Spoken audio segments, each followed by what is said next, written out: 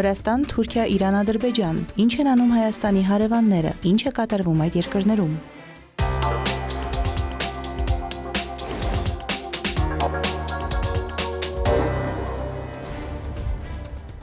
Վրաստանի ներքին գործերի փոխնախարար Ալեքսանդր Դարախվելիձեն հանդիպել է Վրաստանում Միացյալ Նահանգների դեսպանատան տարածաշրջանային անվտանգության պատասխանատու Դեյվիդ Հիլդսթոնի հետ։ Ներքին գործերի նախարարության տվյալով կողմերը քննարկել են ոստիկանական համագործակցության ապագա հարցերը։ Նախարարի տեղակալը նշել է, որ ներքին գործերի նախարարությունը ողջունում է գործընկերության խորացումը, վերահաստատելով երկկողմ գործակցության պատրաստակամությունը համատեղ աշխատանքի միջոցով։ Միացյալ Նահանգների դեսպանատան տարածաշրջանային անվտանգության պատասխանատուն բարձր է գնահատել Ալեքսանդր Դարախվելիձեի դերակատարումը արդյունավետ գործընկերության համար եւ հայտնել համագործակցությունը խորացնելու իր պատրաստակամությունը։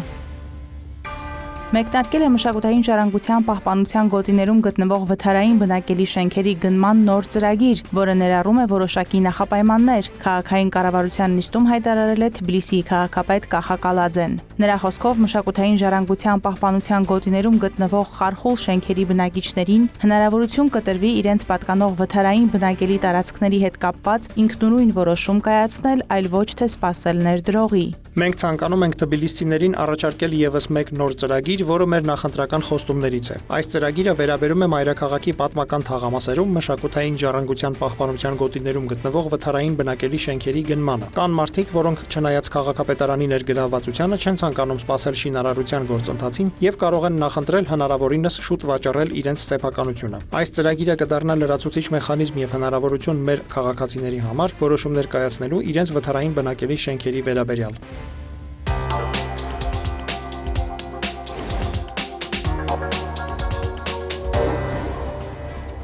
Թուրքական լրատվամիջոցների փոխանցմամբ Թուրքիայի արդարադատության նախարար Յիլմազ Թունչը եւ ներքին գործերի նախարար Ալի Եռլիքայան ազատվել են իրենց պաշտոններից իրենց սեփական դիմումի համաձայն։ Թուրքիայի նախագահ Ռեջեփ Թայիպ Էրդողանը հրամանագիր է ստորագրել Աքին Գյուրլեքին արդարադատության նոր նախարար նշանակելու մասին։ Նա նախկինում Ստամբուլի դատախազն էր եւ ղեկավարել է այնպիսի բարձր մակարդակի գործեր, ինչպիսին է քաղաքի ընդդիմադիր քաղաքապետ Էքրեմ Իմամօղլուի հետաքննությունը։ Մուստաֆա Չիֆթչին, որը նախկինում զբաղեցրել Էրզրումի նահանգապետի պաշտոնը եւ ունի քաղաքացիական կառավարման եւ խորհրդարանի մեծ փորձ, ստանձնել է ներքին գործերի նախարարի պաշտոնը։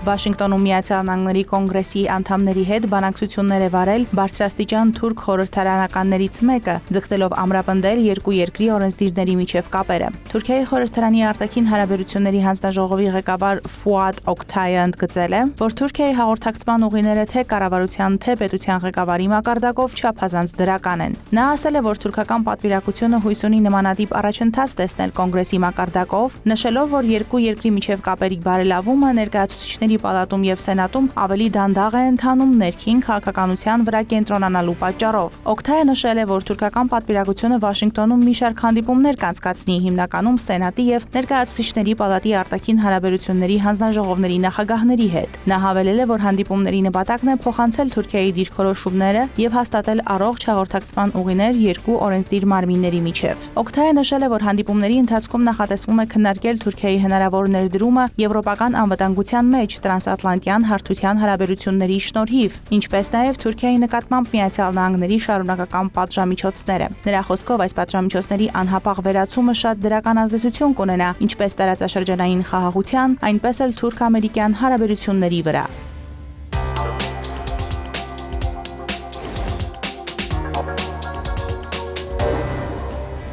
Եվրամիությունը չկարողացավ դրական ազդեցություն ունենալ Իրանի եւ Միացյալ Նահանգների բանակցությունների ընթացքի վրա։ Այս մասին հայտարարել է Իրանի արտաքին գործերի նախարարության պաշտոնական ներկայացուցիչ Էսմայիլ Բաղաեին։ Եվրոպացիները չկարողացան անկախ եւ դրական դեր խաղալ դիվանագիտական գործընթացներում եւ որոշեցին պարզապես նրանց կողմն ընդունել։ Դրա հետևանքով նրանք շատ լուրջ սխալ թույլ տվեցին։ Բաղաեին նաեւ հայտարարել է, որ Միացյալ Նահանգների հետ միջուկային բանակցությունները թույլ են տվել Թեհրանին գնահատել Վաշինգտոնի լրջությունը եւ ցույց են տվել բավարար կոնսենսուս դիվանագիտական շարունակելու համար։ Մասկատի հանդիպումը տևեց մոտ կես օր եւ նպատակ ուներ գնահատել մյուս կողմի լրջությունը եւ գործընթացի հեռանկարները։ Մենք զգացինք, որ կա փոխըմբռնում, որ այս դիվանագիտական գործընթացը կարող է շարունակվել եւ կարծում եմ, որ դա ինքնին նշանակալի է։ Իրանի արտգործնախարարության խոսնակը հայտարարել է, որ Իսրայելը հարվածներ չի հասցնի Իրանին առանց Վաշինգտոնի հետ նախնական խորհրդակցությունների։ Այդուհանդերձ Էսմայիլ Բաղային ընդգծել է, որ Իսլամական Հանրապետությունն անհրաժեշտության դեպքում վճռական պատասխան կտա։ Հիշեցնենք, որ փետրվարի 6-ին Մասկատում Օմանի միջնորդությամբ տեղի ունեցել Իրանի եւ Միացյալ Նահանգների միջև բանակցությունների նոր փուլ Թեհրանի միջուկային ծրագրի շուրջ ստեղծված ճգնաժամի կարգավորման վերաբերյալ։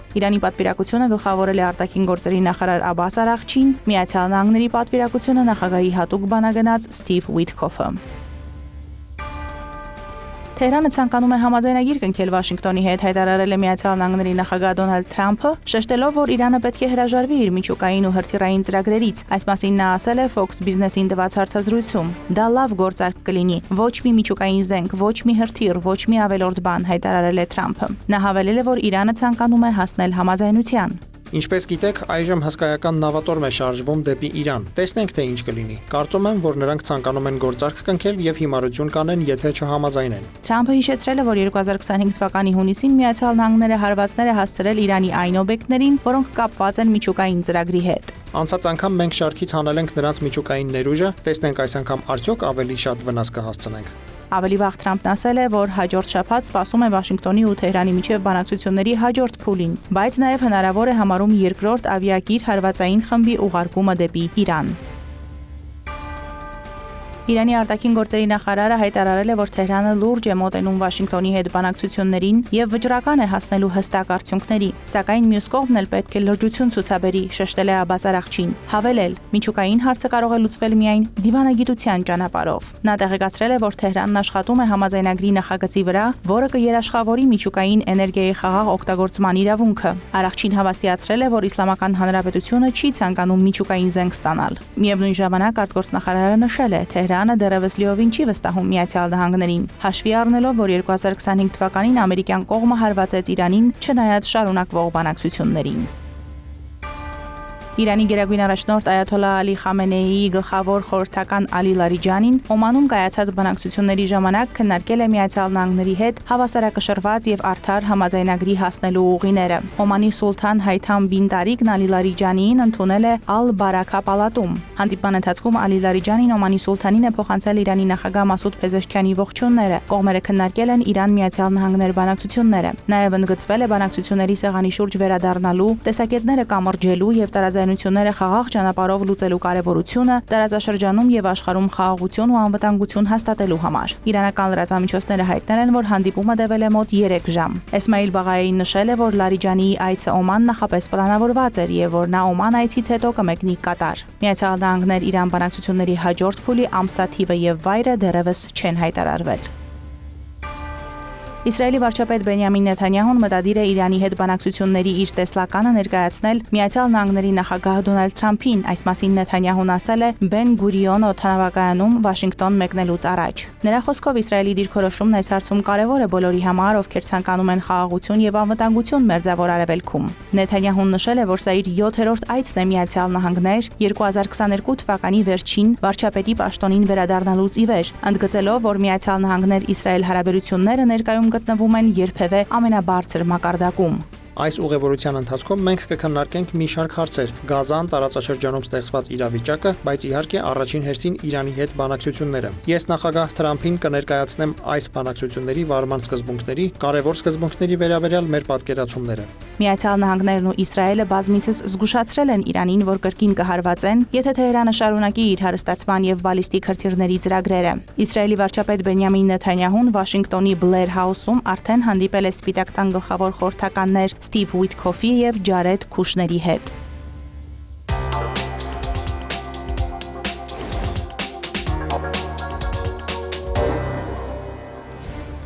Սպիտակ տան հաղորդման համաձայն Միացյալ Նահանգների փոխնախագահ Ջեյդի Վենսը Հայաստան արդյունավետ այցից հետո ընտանիքի հետ այցելել է Ադրբեջան, նրան ընդունել է Ադրբեջանի նախագահը։ Բաքվում տեղի է ունեցել Ադրբեջանի նախագահ Իլհամ Ալիևի եւ Միացյալ Նահանգների փոխնախագահի ընդլայնված կազմով հանդիպումը։ Հրավիրված ասուլիսի ժամանակ նա նշել է, որ Միացյալ Նահանգները պատրաստվում են նոր պարեկային նավակներ ուղարկել Ադրբեջան, որոնք կօգնեն ամրապնդել տարածքային ջրերի անվտանգությունը, ինչպես նաեւ խոսել է TRIP նախագծի մասին։ Ադրբեջանի նախագահ Իլհամ Ալիևը եւ ԱՄՆ փոխնախագահ Ջեյդի Վենսը Բաքվում ստորագրել են ռազմավարական գործընկերության կանոնադրությունը։ Հիշեցնենք, որ Հայաստան-Միացյալ Նահանգների ռազմավարական գործընկերության կանոնադրությունը ստորագրվել է 2025 թվականի հունվարի 14-ին։ Ալիևը հայտարարել է, որ Միացյալ Նահանգների եւ Ադրբեջանի միջև հարաբերություններն այսպիսով թևակողում են բոլորովին նոր փուլ։ Ադրբեջանի նախագահը շնորհակալություն է հայտնել Միացյալ Նահանգների նախագահ Դոնալդ Թրամփին Հարավային Կովկասում խաղաղության մեջ ներդրած ավանդի համար, հավելել. Հայաստանն ու Ադրբեջանն արդեն 6 ամիս է ապրում են խաղաղ պայմաններում եւ սկսել են առևտուրը։ Թրիփը եւս մեկ ներդրում կլինի տարածաշրջանում խաղաղության զարգացման եւ համագործակցության գործում։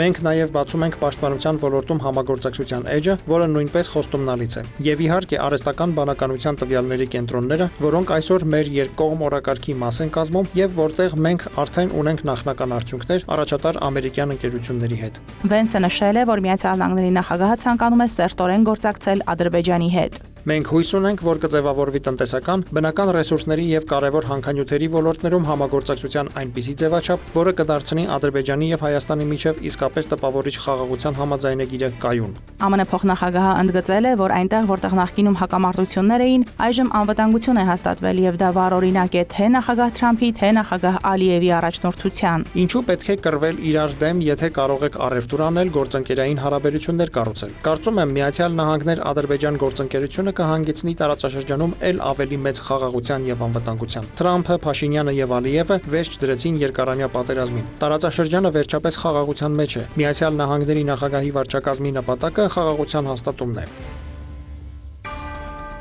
Եվրոպական խորհրդարանի падգամավորները հանդես են եկել Ադրբեջանում պահվող հայերի մասին համատեղ հայտարարությամբ։ Պաշտոնյաները դատապարտել են 19 հայ պահվող անձանցից 15-ի նկատմամբ Բաքվի ռազմական դատարանի կայացրած վճիռները։ Փաստաթղթում նշվում է, որ 2025 թվականին Ադրբեջանի եւ Հայաստանի միջև խաղաղության եւ հաշտեցման ուղղությամբ նշանակալի քայլեր են ձեռնարկվել, ստորագրվել է Վաշինգտոնյան հռչակագիրը, նախաստորագրվել է խաղաղության համաձայնագրի տեքստը։ Տասնամյակների ընթացքում առաջին անգամ Ադրբեջանի տարածքով բեռներ են ուղարկվել Հայաստան։ Падգամավորները հիշեցրել են, որ Բաքուն նաև ազատ է արձակել Ադրբեջանում պահվող 4 հայի։ Հաշվի առնելով այս զարգացումները, կոչ են կանում Ադրբեջանի իշխանություններին այսուհետ էլ զարգացնել դրական դինամիկան եւ ազատ արձակել բոլոր հայ կալանավորներին, ասված է հայտարարության մեջ։ Падգամավորները համոզմունք են հայտնել, որ նրանց ազատ արձակումը կլինի բարի կամքի նշանակալի դրսևորում ու եւս մեկ կարևոր քայլ Հարավային Կովկասում երկարատև խաղաղության ուղղությամբ։